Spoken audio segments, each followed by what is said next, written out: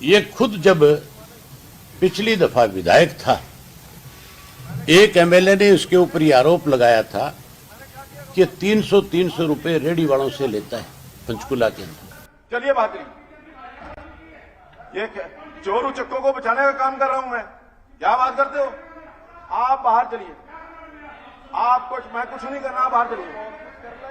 Abhay Singh Yadav please, Abhay Singh Chautala, Abhay Singh Chautala,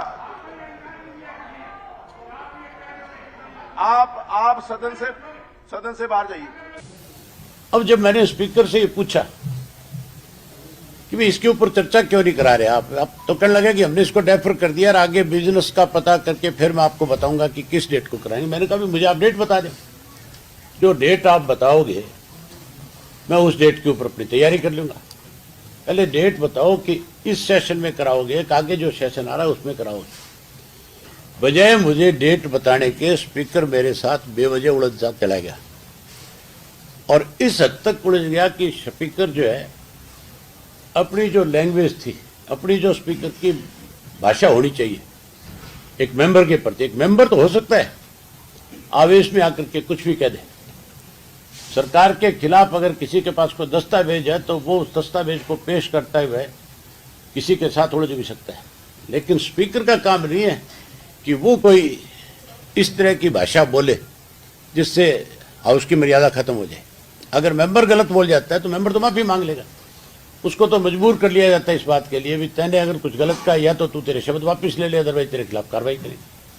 speaker अगर गलत बोलेगा उसके खिलाफ कौन कार्रवाई करेगा?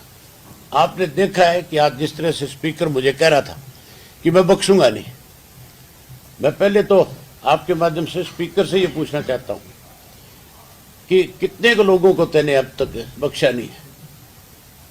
ये भाषा उसको अपने घर में तो बोल सकता है, हाउस के अंदर नहीं बोल सकता। ये छूट हाउस में कोई नहीं देगा।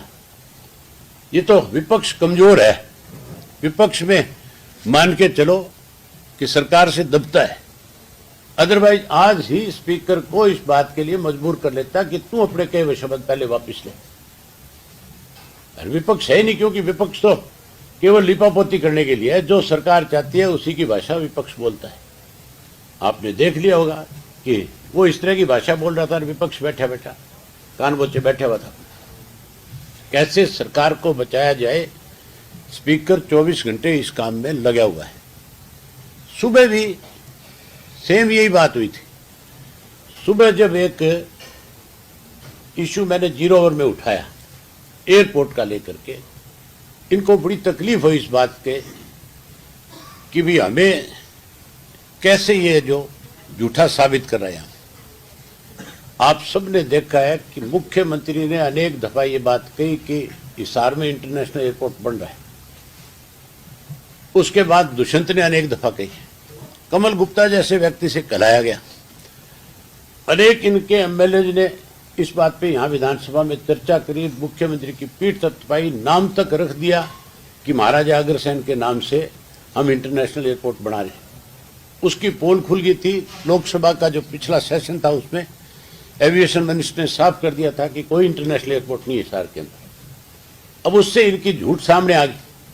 मैंने सुबह कौन सा गलत कहा था? मैंने ये कहा था भी इंटरनेशनल एयरपोर्ट के नाम के ऊपर आपने सड़कें बढ़ाई, सड़कें बढ़ा करके गरीब लोगों की जमीनें जो है उन पे भूमाफिया खड़ा कर दिया, जमीनें हड़प ली। और अब जब तुम्हारी पोल खुल गई तो कैसे उन सब चीजों को दबाया जाए, उसके लिए लोगों के गांव के रास्ते बंद कर दिए। 32, 34 किलोमीटर का सफर ज्यादा करना पड़ेगा लोगों को, खास करके पढ़ने वाली बच्चियों के लिए बहुत बड़ी तकलीफ की बात थी। वो कहां से जाएगी, कैसे? जो साइकिल पे स्कूल जाती थी, कॉलेज जाती थी, अब उसको 32 किलोमीटर ज्यादा जाना पड़ेगा। मैं तो यही बात कह रहा था कि ये सब कुछ करने की बजाय आपको एक रास्ता बना करके देना चाहिए गांव के लोगों को फिर से दोबारा, ताकि उस गांव के लोगों को 32 किलोमीटर का सफर ज्यादा तय करने की बजाय कम सफर के अंदर हिसार पहुंच जाए। और उनका बेचारों का जो कारोबार जब बंद हो गया, जो फैक्ट्रियां थी, जो दुकानें थी, जो वहां पे मॉल बने हुए थे, वो सारी चीजें बंद होगी। क्योंकि हिसार से कौन 32 किलोमीटर उस गांव के अंदर आएगा? पहले 6 किलोमीटर का रास्ता था। इस पे जब मैंने कहा कि भूमाफिया थे, भूमाफिया में भी वो लोग शामिल है जो सत्ता में बैठे हुए, जिनकी अपनी कंपनियां, जिनके अपने नजदीक के लोग उनके नाम से ली हुई थी, जब मैं उनके नाम ले रहा था, जब मैं उनकी बता रहा था कि तुम्हारी कंपनियों के नाम पे है, तब किसी ना किसी तरीके से उस बात को दबाया जाए, इसके लिए जो स्पीकर ने फिर उनका पक्ष लेना शुरू कर दिया। मैंने स्पीकर से, जब हाउस के दौरान स्पीकर अपने गया कमरे में, जब मैंने पूछी, मैं बोला, कहा आप की जो जिम्मेवारी उसको निभाओ ना, आप कहा इस सरकार में बैठे लोगों को, चोर चक्कों को क्यों बचा रहे हम। तो आज जो था, जिस ढंग से स्पीकर लगा हुआ है, उससे लगता नहीं है कि विधानसभा के अंदर अब कोई ये मान करके चले कि स्पीकर किसी का पक्ष बनने की बजाय निष्पक्ष होकर के इस विधानसभा को चलाएगा। इससे ज्यादा बड़ी बात क्या होगी। मुझे पहले धमकाने की कोशिश करी, डराने की कोशिश करी, और फिर जब मैं बाहर आ गया, जब स्पीकर को लगा कि भी तो तेरे से बिना वजह जो तू इसके ऊपर प्रेशर बनाना चाहता है, तेरी इस बात से नहीं दबेगा, तो फिर और तो कोई जोर चला नहीं। बोले अगले दिन के लिए और निकाल दिया। मैं इससे पूछूंगा जब 16 तारीख को दोबारा हाउस शुरू होगा, हाउस में बढ़ते पूछूंगा कितने दिन के लिए निकालेगा और कैसे निकालेगा। पहले मेरी बात का जवाब पूछूंगा, कल ही चिट्ठी लिखूंगा, आज ही चिट्ठी लिखूंगा इसको कि जो बात मैंने हाउस के अंदर कही है उसका कौन जिम्मेवार है। ये हालत है, ये अब कोई विधानसभा नहीं है। इस स्पीकर ने फिश मार्केट बना दी, जिसके खुद के खिलाफ प्रिविलेज आया हुआ इस हाउस के अंदर। उस आदमी से आप क्या उम्मीद कर सकते हो कि किसी के साथ न्याय कर देगा।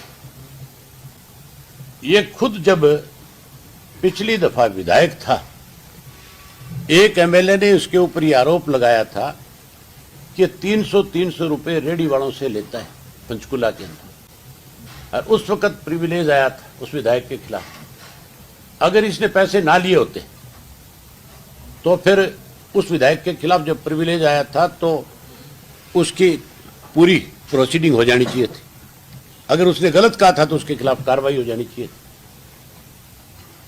हालांकि ये खुद उस वक्त उस कमेटी का चेयरमैन था, तो इसके खिलाफ लगे हुए आरोप इसको साबित करने चाहिए। अब भी अनेक इस किस्म के आरोप हैं जो मैं आज नहीं बताना चाहता, लेकिन अगर स्पीकर की यही भाषा रही तो मुझे मजबूर होकर के लोगों को ला करके पेश करना पड़ेगा तुम्हारे सामने कि किस तरह से एक पंचकुला का विधायक जो है, जो स्पीकर की पद पे बैठा हुआ है, लोगों के सामने किस तरह की परेशानियां खड़ी करता है, कैसे लोगों को परेशान करता है। ये कहता है स्पीकर कि कोई भी एमएलए जाकर के जमीन खरीद सकता है। अरे जिस दिन तुम लोगों ने अपने नॉमिनेशन फाइल किए थे, ड्राफ्ट जिस दिन तुमने वहां पे एफिडेविट दिया था, उस दिन तो तुम कंगाल थे, तुम्हारे पास चढ़ने को गाड़ी नहीं थी, बैंक बैलेंस नहीं था तुम्हारा। अब तुम जमीनें खरीद दो, कहां से आ गया वो पैसा? सारा का सारा पैसा इसी तरह से कमाया होगा। अब इनको तकलीफ होती है जब इनसे पूछा जाता है कि वो जमीनें तुम्हारे नाम कैसे हो रही है। तो मैं उम्मीद नहीं करता, मैं आप लोगों से उम्मीद करता हूं कि आप जो है सच्चाई लोगों के सामने उजागर करो और ऐसे लोगों की पोल खोलने का काम करो जो सत्ता में बैठ करके कहीं लोगों को लूट रहे हैं, और हम जैसे लोग जो इनकी पोल खोलते हैं उनको डराने और धमकाने का प्रयास कर रहे हैं। प्रिविलेज लेकर के आए मेरे खिलाफ। आज इनसे पूछने वाला हो कि सारा देश ये कहता है तुम्हारे लिए, प्रदेश के अंदर आप रिक्शा पुलर से पूछ लो, बस अड्डे पे जाके पूछ लो, आप रेलवे स्टेशन पे जाके पूछ लो, हॉस्पिटल में खड़े होकर के बात कर लो, सरकार में क्या हो रहा है। सारे ये कहते हैं दोनों हाथों से लूटने में लगे हुए सरकार में बैठे लोग, लुटेरे इकट्ठे हो रहे हैं। तो मैं कोई गलत कह रहा हूं क्या? तुम्हें भी पता है सबको कि कौन लुटेरा है यहाँ पे, है कि नहीं है? तुम्हें पता है? तुम भी बता दो, हंस रहे हो बैठे बैठे, बताने में हर जगह।